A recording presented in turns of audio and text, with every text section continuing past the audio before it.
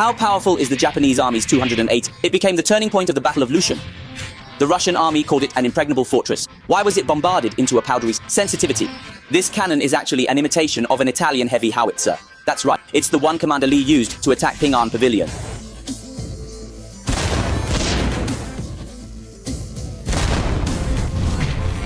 Of course, it's not. Today we'll discuss. It turns out that in the late 19th century, Japan planned to equip large caliber coast, so they thought of the Italian-made 280mm howitzer. Given the gun's very advanced performance at the time, the Japanese immediately started reproducing it. The Osaka military factory was responsible for production and named it the 28 Lee howitzer.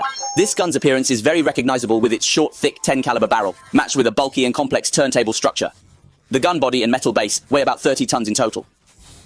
The gun body is 2,863 mm long, with an elevation range of -10 degrees and a muzzle velocity of the pitch angle is -5 to 65 degrees, and it has a 360 degree. A single shell weighs 200. When fired, the needle in the breech hits the shell and ignites the propellant, producing high temperature, high pressure gas that pushes the shell forward along the barrel and out the muzzle.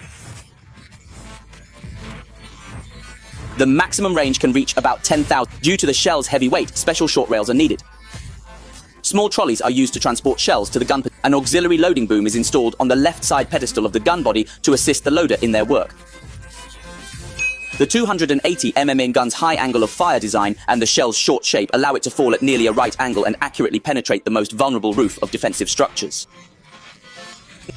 Powder-based charge is fired, it produces billowing smoke and a deafening roar with an astonishing visual and auditory impact. To counteract the huge recoil generated by firing, the gun is equipped with a complex and massive recoil mechanism and placed on a concrete pedestal. The gun can freely rotate on the platform. The stable fortifications allow it to exert immense firepower. Moving this heavy gun requires a large amount of manpower. A suitable field soil position must be chosen.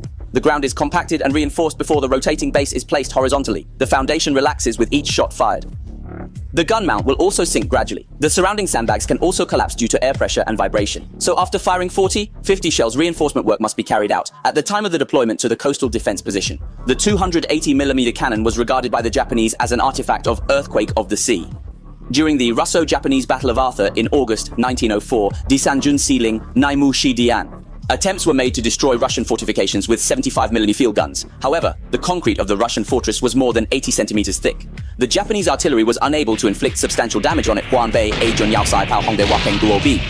At this time, some officers suggested the use of 280mm howitzers. Therefore, the Japanese base camp hurriedly pulled out 18 of the guns, split them, and transported them from the mainland to the Lushan front. Beginning on September 19th of that year, the Japanese army launched several waves of howitzers totaling 280mm on the 203 heights. The huge firepower seemed to give the Japanese army hope that the Russian army's outer encirclement positions were completely destroyed in the artillery fire. The concrete fortifications were also damaged to varying degrees. Later, hundreds of artillery pieces, including 150mm howitzers, launched a 12-hour shelling of the heights. Subsequently, the elite of the Japanese army poured into the high ground like a tidal wave, trying to attack with meat bullets and tear apart the Russian defense line. However, the resistance of the Russian army was extremely stubborn, and then the 280mm artillery continued to bombard. They even let the shells fall on the main front, without regard for their own charging soldiers. Then